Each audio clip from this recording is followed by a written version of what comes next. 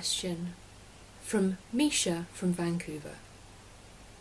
Misha asks, how can I repair my damaged marriage? If, like Misha, your marriage is damaged, then we have a few simple solutions for you. First of all, you need to bring romance back into the relationship. To do this, it will require 1 can of garden peas and a hairdryer. Turn on the hairdryer to maximum heat and maximum speed. Carefully use the hairdryer to cook your can of peas. Once your can is sufficiently hot, proceed to serve with love. The next step is to replace the ring that she so lovingly threw at you across the room. To do this, you will require some dental floss. Take the floss and cut off a reasonable length piece. Using your loved one's finger, tie it carefully without cutting off the circulation.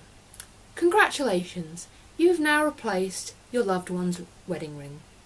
Repeat for yourself. The next step is to repair that wedding certificate that she tore earlier on. To do this, you'll require a stapler. Carefully hold the 2 pieces of the certificate together and staple. Don't worry if it's aligned correctly. You'll straighten this out in the long term. 1 wedding certificate. Now, if all this fails, there is one last resort, and that is to take some bubble gum. 2 pieces should be sufficient.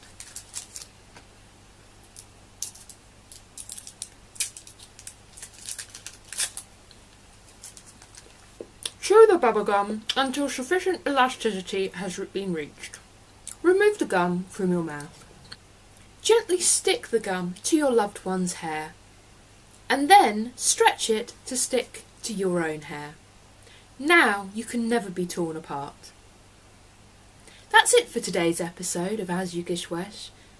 Please send your questions in to Misha Collins in Vancouver if you want further advice. More popcorn, more popcorn.